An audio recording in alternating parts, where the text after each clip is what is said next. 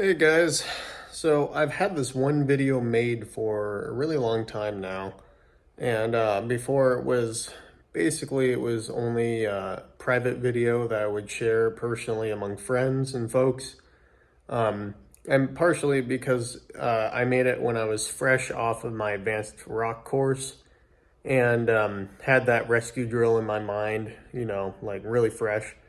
And I was in Red Rocks with a few friends, and we decided to make this video just as a reference for those friends and other folks going through the process.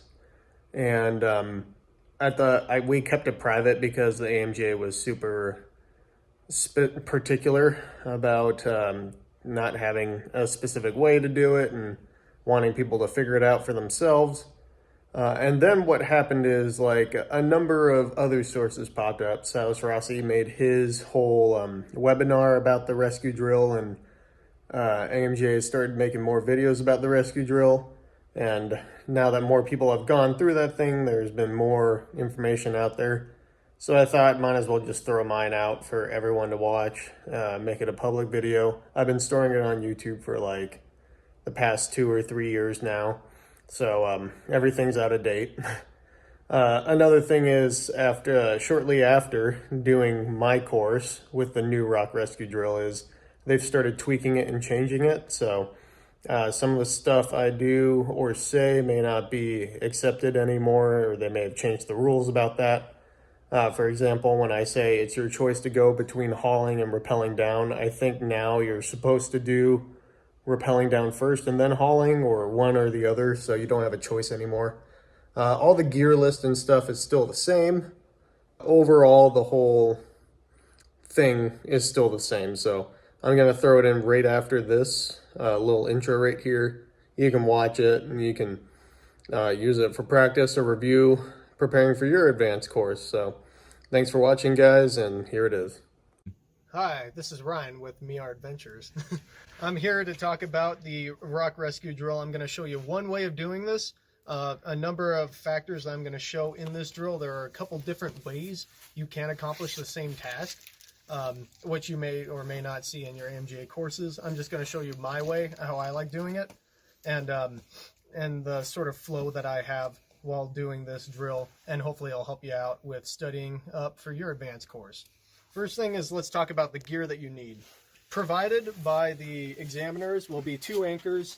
These will usually be some form of like rock anchor, either 2 bolts or a bunch of cams or whatever to make a full anchor. And you have one of these that you're going to start working from, and then a lower anchor that you're going to wind up at around the last part of the drill. For gear that you have on your harness, you obviously have your harness, and then you have 5 non-lockers. You're allotted 5 non-lockers, a bundle of cord, some type of tubular belay device. This can be any belay device of your preference. You get 5 locking carabiners, and then 4 pieces of whatever soft material you want. I'll just mention it's 5 non-lockers plus an additional here, which is makes 6 non-lockers plus 5 lockers. Yeah, that's a bundle of 5 right there. Yeah. So that's 6 total. Yeah. And then with your 4 pieces of material, you definitely are going to want a hollow block or a third hand type material. And then the other 3 are kind of up for whatever you feel like you want. Me personally, I like having 2 double length runners. And then I do carry a single length with me, but I never actually use this during my drill. So I tend to only use these 3 things. And that's just the way how I like doing it. But you can throw in a quad sling or other length of sling or other soft good that you want if you feel like you can perform the drill to the best of your abilities. You'll also get 2 ropes, which you'll have your 2 separate clients tied to. Also, there will be a locker and a belay device on your injured client, not the one that you lower down. All right, so here we are. We're all set up now for the drill. We have our 2 clients, Sandeep here on the green rope and then Glenn on the white. Sandeep is, for the sake of the drill, rock fall happened and it hit Glenn. He is unconscious. Sandeep's sitting next to him and he's freaking out.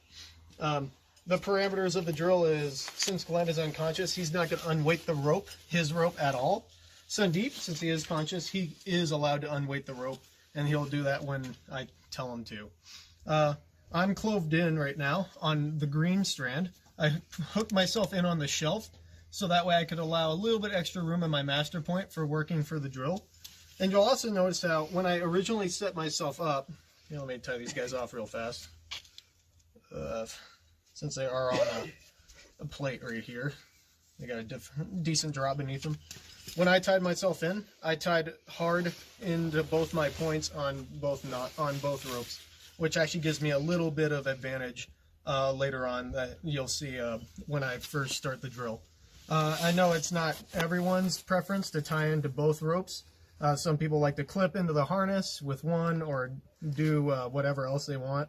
For the sake of the drill, it is really nice to be clipped into both ropes because you are really low on locking carabiners at the start. I already have 3 lockers incorporated in my anchor and only have 2 on my harness.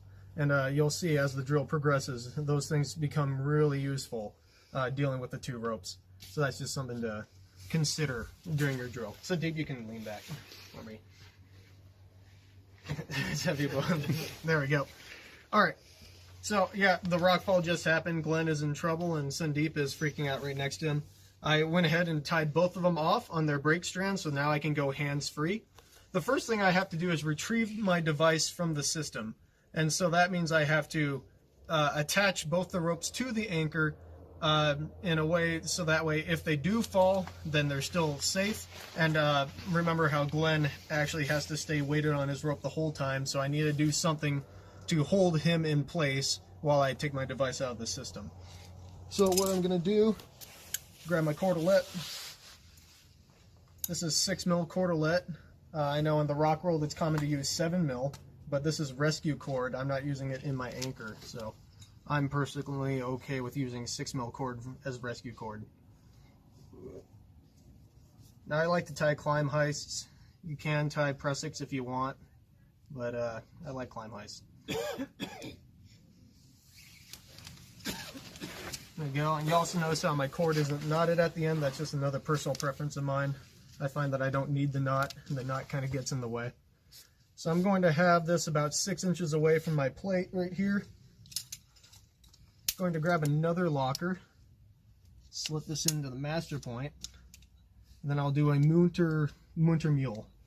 I'll do it the cool guy way, where I can roll it in, and then now you can see it's in the preloaded fashion. Here I'll then tie it off with the mule knot. And I got a decent amount of cord here, so I'm going to just pass the tails through that loop. There we go. So that's my ratchet on my injured climbers rope. So when I take the plate out, they're just going to be hanging on this one friction hitch, and that is definitely not ideal.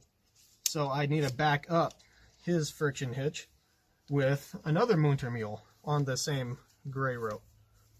It's good to leave a little bit of space here for when you lower them out.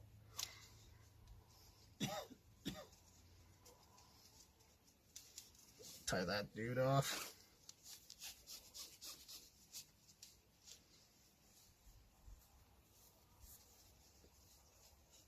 Oop.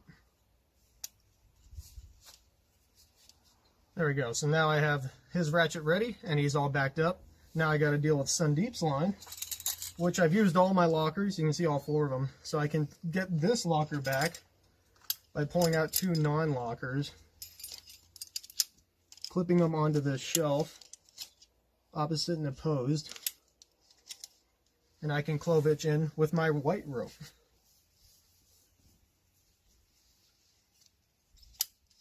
There, and then there. And so now that I'm locked in there, I can get my original locker back, which is nice because I need that for Sandeep. So I'll just throw him up on the shelf as well. It's good not to keep the master point super cluttered.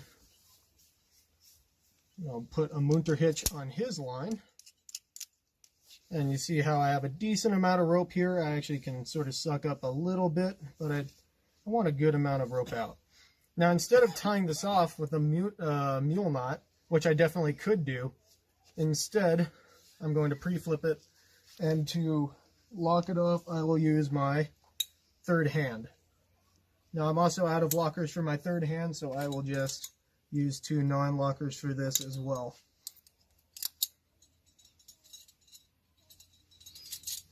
There we go. Do that.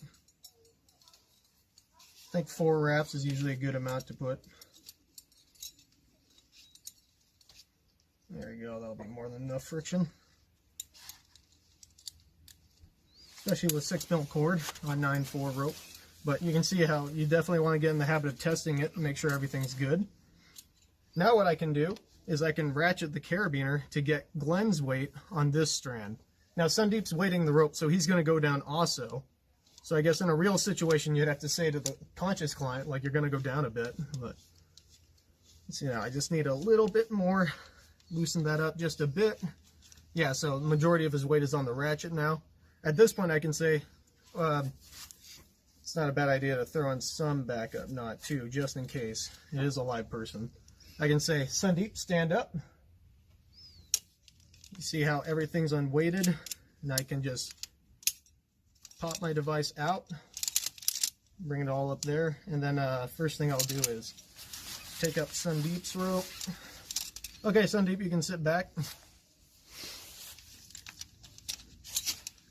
And then now Sandeep is on me, and I'm lowering him down. What I'll do before I actually start lowering him down is I'm just going to take out the slack on this white rope. I'm not going to take the ratchet off yet, but I am going to just... So that way if it does happen to fail, Glenn doesn't go like 3 feet. He'll only go a couple inches. Alright, so now I can lower Sandeep down.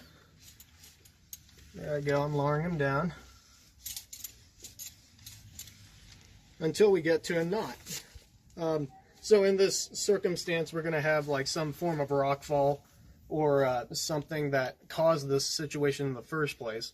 We're going to say it also happened to hit Sandeep's rope and caused a core shot. So I went ahead and isolated this where the core shot is by this butterfly. And now I have to pass this knot through this system and lower Sandeep all the way to the ground.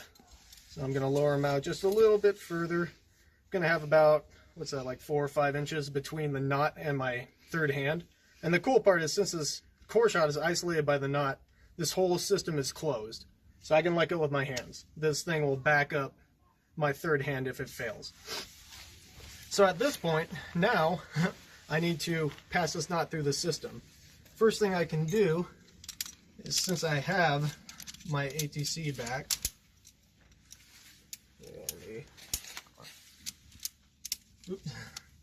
there we go. First thing I'll do is I will clip this down here.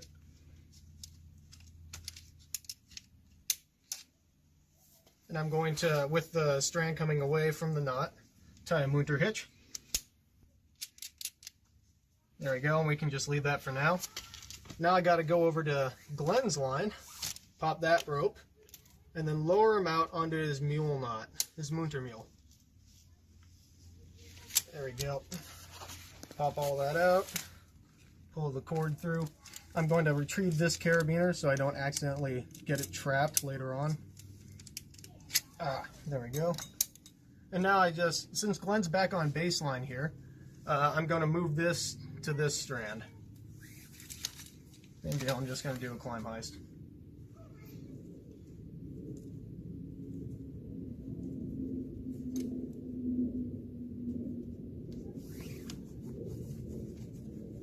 There we go. It's definitely working.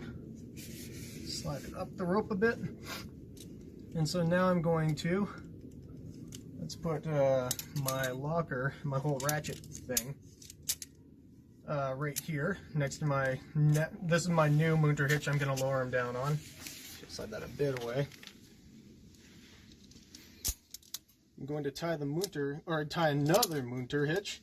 Big surprise. Another Munter mule overall.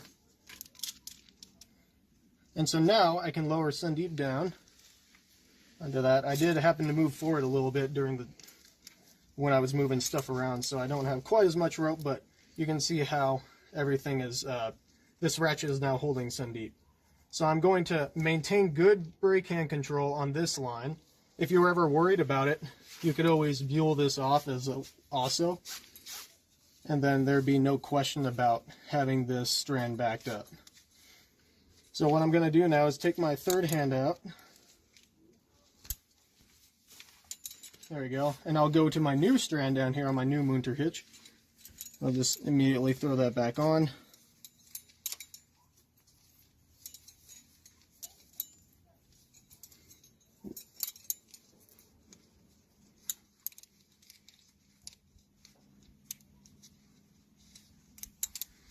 Yeah, there we go.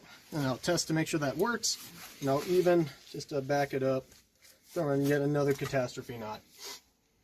Alright, so I can pull a bit of rope through, and I can take this carabiner out.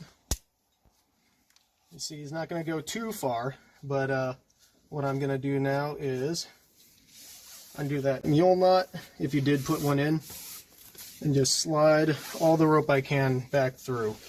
Which means I'm going to bring this knot all the way up to my new Munter hitch.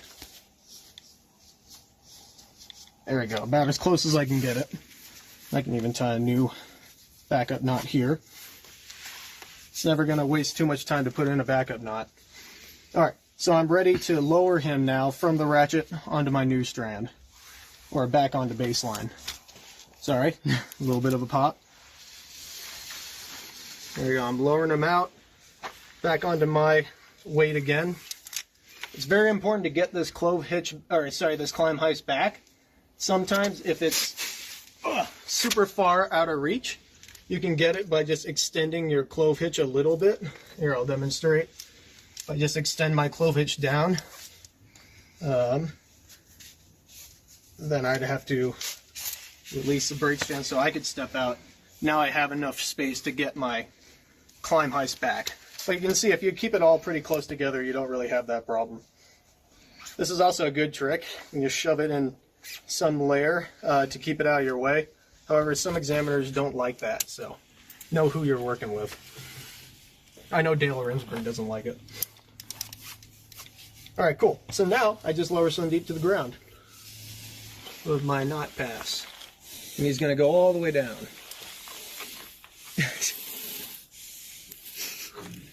Carabiners. There we go. That'll feed a bit better.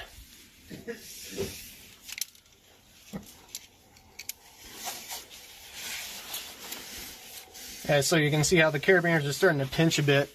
I can take Glenn's line and just push it to the side to give him enough space to work properly.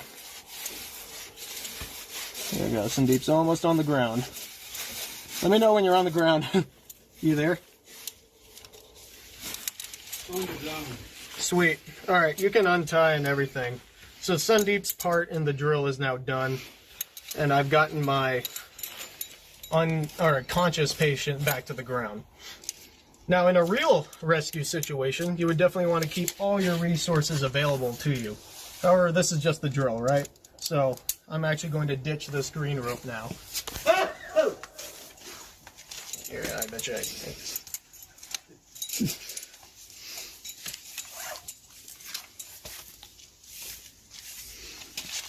I'm just gonna chuck it all. Put it on video. Yeah, get it on video. That's how we do it. Alright, cool. So the system just got a lot less complicated now because it's just me and my injured client. So at this point, there's a couple options you can do with the drill. You can either rappel down to the client and ascend back up, or start hauling them. Glenn's pretty close, so I'm going to rappel first, and then do the hauling afterwards. That is your choice, though. I'm pretty sure you can choose whichever one you want to do first. Now, during the drill, you're not allowed to use a rappel that's not extended. So you have to have all your rappels extended. I think a really nice extension for rescue stuff is just by basketing the double-length runner through your harness and tying an overhand. It's a really nice extension to work with for rescue applications. And now what I'm going to do, so I have to rappel back down to my injured client. They're safe on baseline. This is a complete closure right here. I can use my other end of my clove hitch right here as my fixed line to rappel down to them. A very wise man once told me, don't throw as much rope, don't throw all the rope down, just throw as much as you need. So I'm pretty sure that amount of rope will actually reach them. If I'm worried about the weight of the rope pulling all of itself down, I can secure it to the anchor. In this case, I'm pretty sure it's not going to pull all the way down. So then I'll just rig up my rappel setup. Another thing about rappelling is you have to have a backup to all of your rappels. It's another important part of the drill and an important part of life in general. So I'm going to back this up. Is that enough? That's enough. Maybe I'll, it's kind of a skinny rope, maybe I'll add one more wrap. There you go, now I know for sure.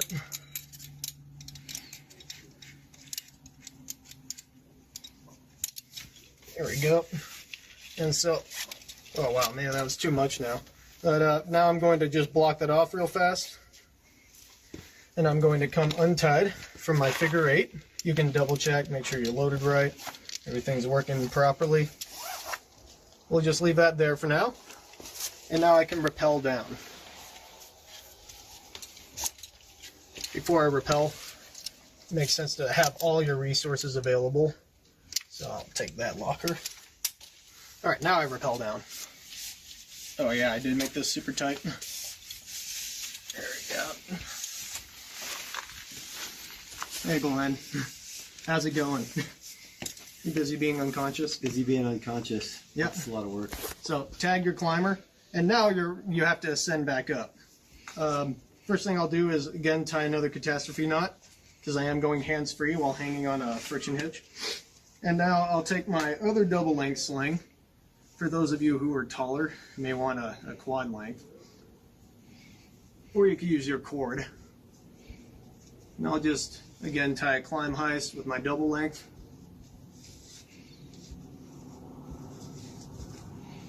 There we go. And then what I like to do in order to ascend back up, there's a number of different ways to ascend a rope.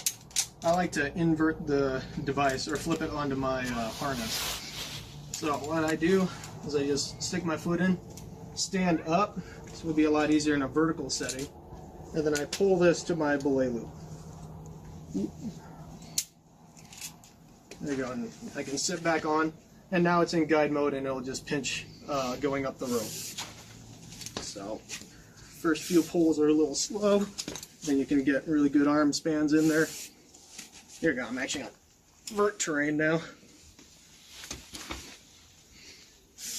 Yep, and you just ascend your way back up. I'm starting to get a good loop of slack here, so I'm going to have to back myself up. We have a few other lockers. I'm just going to tie a clove hitch, which is nice and adjustable. Lock that one up. Now I can even take this off, this third hand off. It's going to get kind of annoying. There we go. Keep on sliding.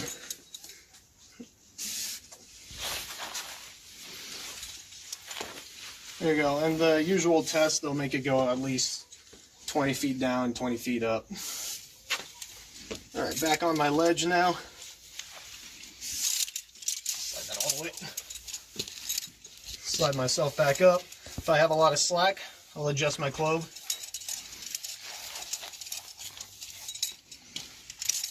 There we go. Now I'll just tie back in real fast.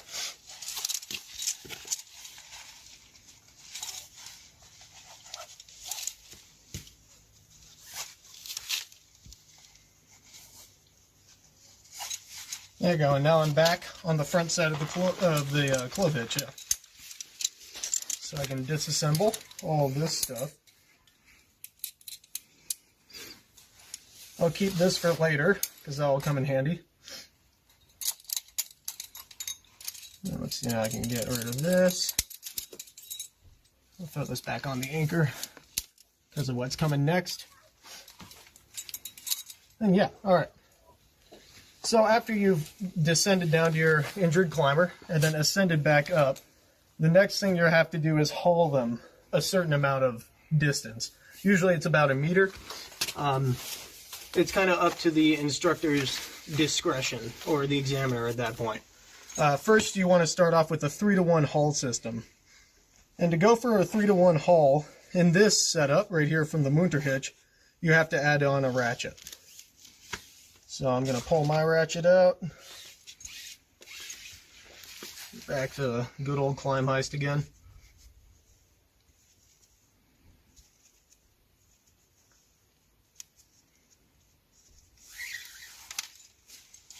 nice and tight. And this time I want a little bit more throw, maybe about 8 inches to a foot. And I'm going to take yet another locker, throw that into the master point again. And then guess what? I'm going to tie this one off with the Munter mule as well.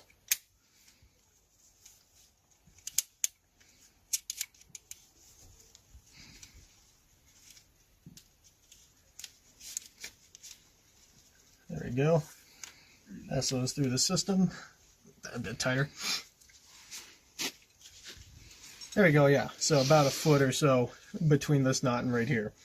Another thing I have to do, and you'll see a theme with this. Here, I'll even show you the pitfall. So eventually I'm going to undo this Munter hitch, and this is going to be the main thing that's holding Glenn up. If I were to just take this Munter hitch apart right now, and then maybe open up the carabiner and take one loop out, or take it all out, you can see how I run into the pitfall of Glenn only being on my ratchet, that's a point of failure during the exam. So what you want to do, and you'll see this later in the exam as well, is take the brake string from the Munter and clip it into a new locker first before undoing all of this. That's a really big point during the exam. That's where a lot of people will get failed. All right, next thing I want to do, I'll pull out my my third hand or whatever I'm using. Let me give myself a bit of slack for this. It's nice to have a little bit of slack for hauling. I'm going to throw this dude on. This time I'm just going to use an auto block. It doesn't have to be super strong. And I'm going to use a non-locker too, because if this fails, it's nothing critical. I'm going to bring my brake string of my Munter mule into this locker, or this carabiner. And you can see now I have basically my same 3-to-1 setup. But first, before I untie this, I'm going to back up the entire system by putting a clove hitch and connecting it to my anchor. So that way, if anything in this hauling system fails, because you can see it's just a series of friction hitches, I always have some hard closure in the system. And also I'm going to make this a little bit tight. I did this at first, I always thought that it had to be a little bit slack in here, but when I add in the slack of the Munter, when I take this apart, there'll be enough slack to actually work with. So now I'm ready to take out my Munter mule. Watch out, pop or something. I'm going to slowly lower him onto this thing, make sure everything's catching. There you go, let carabiners pop around and stuff. Alright, so this is slack now. I'm going to take that entire Munter hitch out because I have this carabiner here to redirect it. Alright, and then now you can see I have some slack, but it's not that much. The idea is you don't want enough. You need slack in the system to haul, but you don't want too much slack. And the idea is we don't want there to be so much slack that he falls more than a meter if this stuff fails. So at this point I'm ready to haul and pull him up a bit. Right here I have to tend to this progress capture myself. Push that down, ease him onto it. And you can see I gain a decent amount of advantage, as well as progress. And so you usually haul him for about a meter or so before the instructor tells you to move on. I'm only hauling him once because he's not too far away from me. But generally it's about a meter. And at this point the instructor would tell you either move on to a 5-to-1 or a 6-to-1. I'll show you both because I don't really have to deal with the time. Another big pitfall of this whole system is you can't unclip the rope from like your from any of your mechanical advantage, because you can see how much extra slack I just introduced to the system right here. This would easily be a fail. So you have to move between these 3-to-1 to higher hauling systems without introducing a bunch of slack. And I'll just show you what I mean. First thing I'm going to do is I'll show a 5-to-1. So what I'm going to do is take some other piece of material. This is good for a quad sling, or a double length would work just fine. I'm just going to attach this to the anchor. Whoop, there we go. And then what I'm going to do is take another non-locker and I'm going to bring it down. I'm going to clip this into the ratchet first. Clip the locker in, or sorry, I keep saying that. Clip the non-locker into the rope, and now I can unclip the rope from my 3-to-1. There you go. You'll also notice how all these systems, the 5-to-1 and the 6-to-1 hauling systems, all branch off of a 3-to-1. And so yeah, if you count that out, I'm pulling with the force of 1. This side's 1, that goes to 2, and then this is just fixed, so both these are 2. That makes 4. And since I was pulling with the force of 1, that means the rope travels through the whole system as 1. So 4 plus 1 makes 5. Sometimes they will ask you to count it out. I got asked to count it out. And so now, maybe you can have a little bit extra rope now because it's a 5-to-1. It's a more complex system. But now I haul Glenn up, and I still have to tend to this just as much as before. There we go. Here we go. I'll quickly switch back to 3-to-1 now. They generally won't ask you to switch back, but that's how you would do it. A 6-to-1 is a little bit less complicated, actually. With this one, with this setup, I'm going to put a clove hitch right here. There we go. And now, I still have a fixed line. Both the 5-to-1 and the 6-to-1 involve a fixed line. But this time I'm going to put the fixed line through the new carabiner that I did the clove on. And we can count this one out too. So this is 1, that's 1, goes to 2. So that means now the white rope is 2. So 2 plus 2 makes 4. And this travels through the system as 2 to make 6. 6-to-1. And now, this is the easiest to pull up. But you just keep pulling up until the instructor says it's cool. Generally, they won't make you go through all 3 of them. They'll just say either 5-to-1 or 6-to-1 after your 3-to-1. So now, I can disassemble the system, and I'm going to move into my counterbalance carry to the next anchor. Let me clean this up just a bit.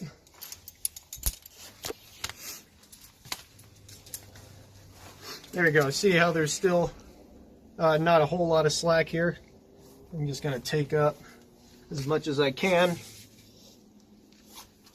There you go for my clove. This is a good amount that I can just have free for now, and then I'm just going to immediately suck it up with my clove.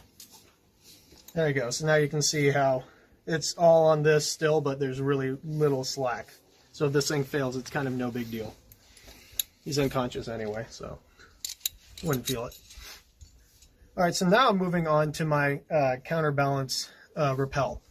And so from this setup, I can, luckily I kept this whole thing together, so I can move into setting up my rappel for now. There we go, and then I'll back this up. Not many that time.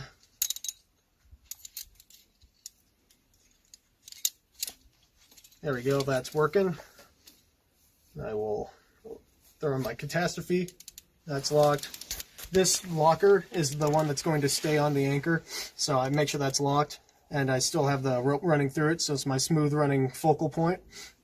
This carabiner, well, that one's going to leave the anchor soon. So now that I'm backing up the system, I can take out this clove hitch. I do mean take the whole thing out. Just immediately pull all that slack in. Right there. Then I'll even, since it's a very critical setup, I'll even just bump the knot. So that way it's right below my auto block. Alright, so now I can just start cleaning up the anchor. You're only allowed to leave one locking carabiner behind at this anchor. Next thing that I'll do, and this is another big point of failure, is a lot of people just unclip their clove hitch and start rappelling down. But in an actual emergency situation, especially when we had one rope damaged by rockfall, this rope could be damaged also. So we can test to make sure that this rope is still good by just pulling up a bit and leaning back. And you see how this is slack now. And so if anything fails while I do that, I have my clove hitch backing me up, so I'm still safe. But that's just another thing you want to keep in mind, is actually test the system before you take this or this off of the anchor. Either way, I know it's good. I can even lean back if I need to. I can take my clove hitch off. There we go. Take this clove hitch off. I'm going to stay tied into the rope because there's really no reason to untie, and it helps you out later. Before I lean back, actually, I'm going to take care of my rope. Let's do it from this side. That one's on top.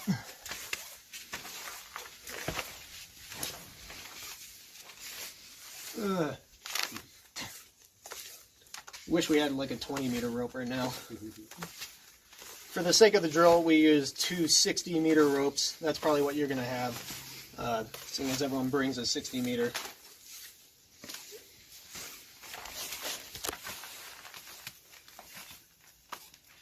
You'll also notice how I stack the ropes in two different piles.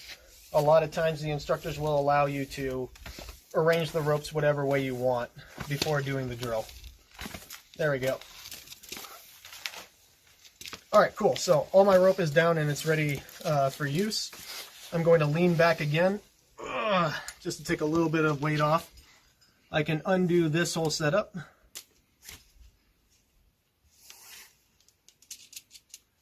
Let's pop that out. Pop this carabiner out. And now you see I only have one locker left at the station. I need to connect myself to this rope somehow. So a nice way to do that is to take that locker, hook it into your belay loop. The climb height grips the rope in both directions, so you just sort of maneuver it down so that way it's facing more downwards. You don't want this to be more than an arm length away, but you still want to have a bit of space, so maybe about that much. And I'll even tie a munter hitch just so that way I have a bit of flexibility. Munter mule.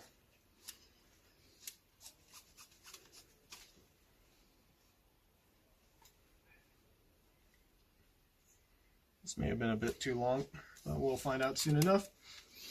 All right, cool. So now I'm ready to descend. Take my knot out. And I'm going to control this auto block with this hand while sliding down this one with my other hand. Yeah, that is a bit too long. I'll probably have to adjust it. When I get down to my climber, I'm going to just sort of work it out so that way we're right next to each other. A lot of times with unconscious people, if you're a bit lower than them, that's really the ideal situation. But since Glenn's not actually unconscious, it'll be a bit more comfortable for both of us, I think, if we're level. Oh, watch out for those leaves right there. There we go. Get down and under. So we've moved now from our anchor up there where we did all the other stuff down to our secondary anchor. The secondary anchor should have some piece of metal on it. In this case, we actually have a Rappel here, which is, I think they'll have this for you on the test. If not, it could be a locking carabiner. Locking carabiners work well for when you're practicing this too. First thing I'm going to do is, again, I'm hanging on my auto block, so I'm going to tie a big catastrophe knot.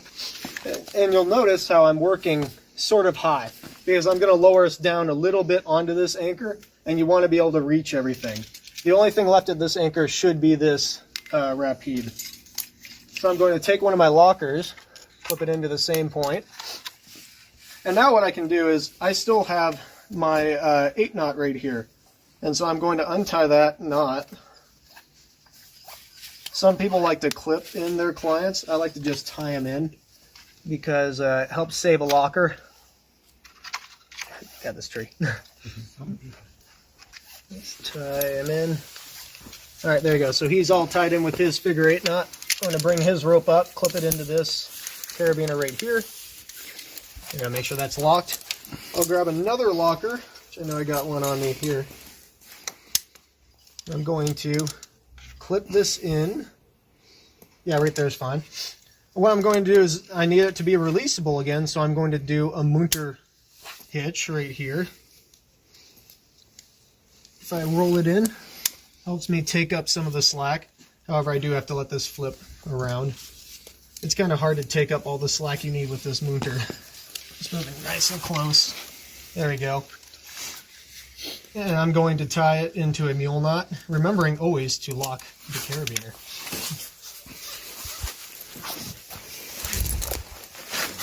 Knot. So that's all tied off. I can even check, make sure everything's all good right here. Critical points all locked and everything. And now in this stance, I'm actually sort of standing on flat ground. I can lean us in and make sure everything's good. You may have to lower yourself down. On a more vertical surface, you'd have to lower yourself down onto this totally. But I can sort of use the terrain to my advantage here. I'll just release this a little bit more to bring myself down. There we go. Get nice and comfy with your climber. There we go. And you can see now we're both on this rope setup. This setup with the rope is commonly referred to as a spider. I don't know if there are any other names for it. I think no. So most people will refer to this setup as a spider. You can use cord for it or even a really long sling, but the rope is usually the best thing for it. Get my cord back. Pop that off. Bring it out of the way. There we go. And now I can start setting up our next rappel. So first thing I'll do is sort of clean up everything on my harness. Since I'm on the spider and the rope, I can take off all my rappelling gadgets. All that stuff right there. I'll keep that together because I'm just going to use that soon. There we go. Now I'm going to have you untie from here.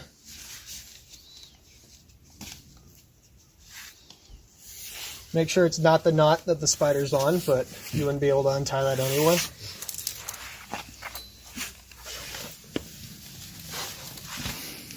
And you can save yourself a little bit of time here by threading the rope or pre-threading the rope through your piece. It's getting a little tight here.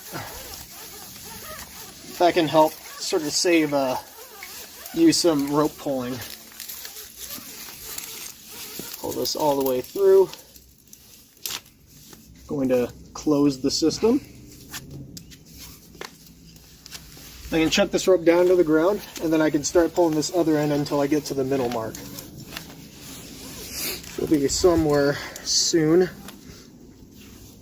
I don't have a big clod of rope coming, huh? There we go.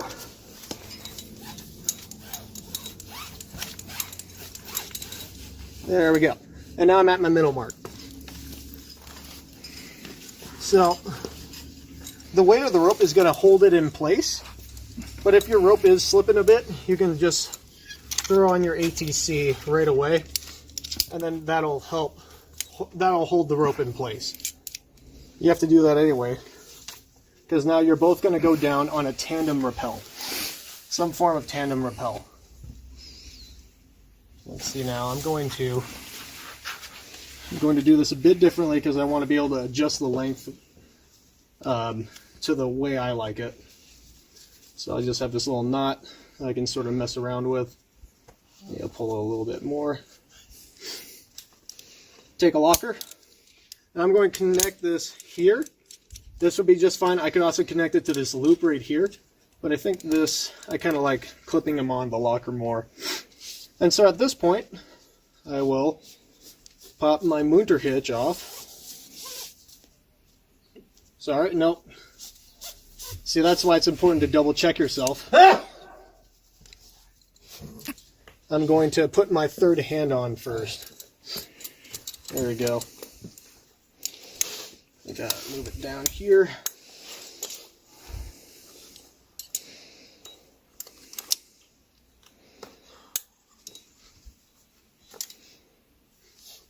You know what? I think 1, 2. That's right, I'm down to 4. Luckily, my client has an ATC and a locker on them, so I don't have to use the annoying double carabiner thing anymore. I can just use their locker for my third hand. You'll find that you can actually get through this drill without using any of the gear that's on the client.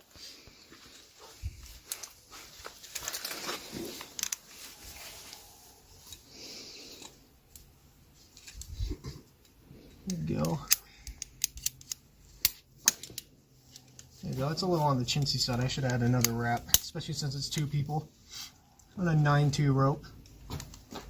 So it's nice to have a little bit of extra friction. Maybe a pain in the ass, but it works out in the end. And I'm just going to tie a big catastrophe knot here on all 4 strands, just in case. So now I go back to my winter mule. I'm going to pop this out. Now, first person that usually gets lowered is the client. So I think yeah, there it goes. Out onto his whole setup, and I'm going to end up going down myself. My thing. There we go. You can see how this whole setup is loose now. I still have my big catastrophe knot, so I don't need my hands on. Pop that locker out. And I still have enough space where I can comfortably reach up and grab this locker. If I had the spider still in, I could maneuver myself so that way he goes down a bit lower, I'm still a bit higher to reach that. But since I worked up high the whole time, I'm able to just comfortably go back and reach that. Now we pop the rope over, I undo my catastrophe. And then we both awkwardly go down. There we go. Whoa. I think all this rope is here.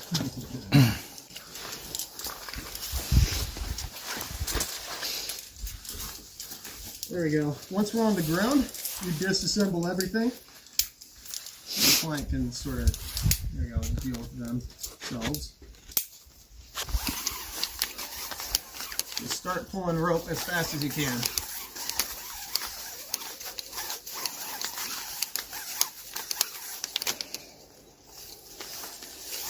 Don't forget to undo those knots. That would be a big pain. Once the end of the rope hits the ground, then the timer stops. And as long as you do everything in this drill in under 50 minutes, then you pass.